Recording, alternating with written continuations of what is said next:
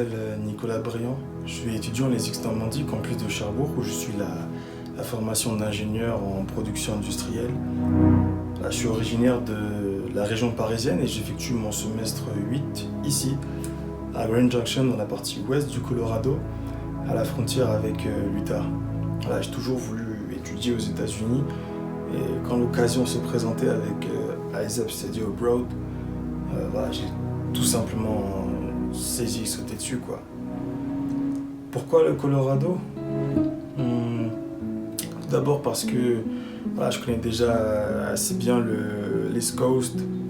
Voilà, et après, l'objectif, c'était vraiment de dépasser le Mississippi, d'aller au-delà du Mississippi, de découvrir une région que je ne connaissais absolument pas, l'Ouest américain, et de repousser mes limites, de sortir de ma zone de confort, d'aller au-delà, tu vois, de prendre des risques, de goûter à l'inconnu. J'apprécie la décontraction des Américains, leur mentalité. Honnêtement, je me sens beaucoup plus à l'aise ici qu'en France, voilà, en termes de mentalité, parce que tu vois, ici, c'est vraiment, je dois être le meilleur, le number one, tu vois, il y a de la compétition, mais c'est positif, tu vois, c'est pas je laisse traîner les autres derrière, c'est tout le monde s'aide, tu vois, tout le monde t'encourage à réussir. Étudier à Colorado Mesa University, là où je suis, c'est sans doute l'expérience la plus enrichissante qui m'ait été donnée de vivre.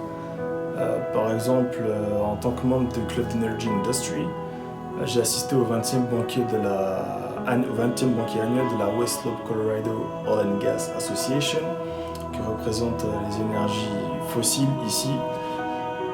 Voilà, il y avait en l'occurrence le sénateur Cory Gardner et d'autres figures importantes et surtout des travailleurs courageux pour qui j'ai vraiment un profond respect pour le métier qu'ils font.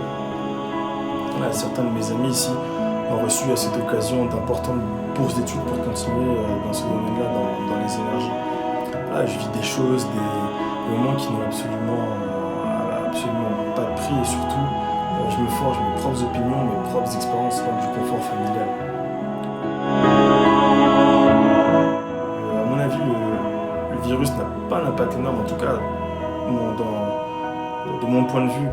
Puisque par exemple l'université s'est adaptée en restreignant ses activités aux services essentiels comme la cafétéria. On n'a pas énormément de contamination. Voilà. Les cours n'ont pas tellement changé, car les Américains ici ils ont l'habitude de travailler par internet parce qu'ils font tout sur ordinateur et que les cours en classe sont généralement des discussions, des résumés, des débats et de ce qui a été fait chez soi. Par contre, je comprends tout à fait leur désir de retourner travailler, de retrouver leur liberté parce que déjà ils perdent de l'argent, le chômage monte et c'est surtout que le confinement ici, en tout cas la situation est perçue comme une violation de leurs droits fondamentaux. Pour reprendre une citation de Thomas Jefferson, si vous êtes prêt à sacrifier un peu plus de liberté pour vous sentir en sécurité, alors vous ne méritez ni l'un ni l'autre. Expérience ici, so far, so good. Voilà, je profite pleinement de mon expérience ici, bien que je sois conscient de la situation et très honnêtement, je ne m'inquiète pas. Je veux dire, je peux compter sur ma famille ici, les parents en France, évidemment le soutien de mes profs à l'ESIX et d'amis qui me sont très chers de part et de l'Atlantique.